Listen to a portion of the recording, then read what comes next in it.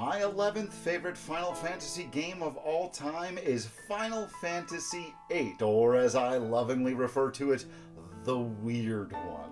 Let's start with why it's just outside of my top 10, and unfortunately, while I don't go quite as hard on them, I do think a lot of the critiques that are very common of this game are going to be some of the ones that I have as well. The draw system and the junction system. We can't get into all of it here, but I ultimately believe them to be imperfect executions of good ideas. I think there was a lot of interesting stuff to potentially be had there.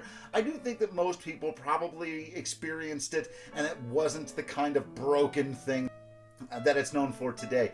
But now that, the internet has gotten its hands on it, it's pretty notoriously a broken system. And I do think that even before that, it could be pretty cumbersome. Like I said, there are a lot of things that I like about it, but there are a lot of things about it that just are frustrating, and I would say that that's true to an extent with the story of this game as well, or with what I would just call the middle part of the game, where oddly enough I feel like the vast majority of Final Fantasies, they do better through the way the story is told, not just what happens in the story.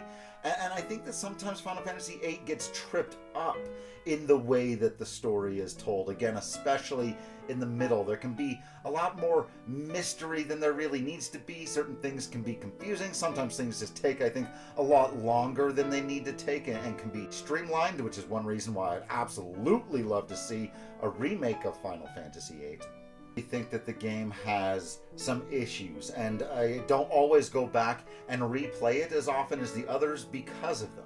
But I've been praising the hell out of the games behind it, so why do I have it so high on my list? Well, as I said, I lovingly refer to it as the weird one. I've got a massive bias for uniqueness, and for everything else that Final Fantasy VIII risked and it didn't pay off. Sometimes when you take a ton of risks, they're not all going to pay off. And Final Fantasy VIII is one of the best examples I can think of in any piece of art that I like, in any medium, where they didn't rest on their laurels. Right? Sequels and franchises and all these things, and we've talked about it before with Final Fantasy II, but even those games had similar vibes and feels and settings, being medieval, this, that, or the other.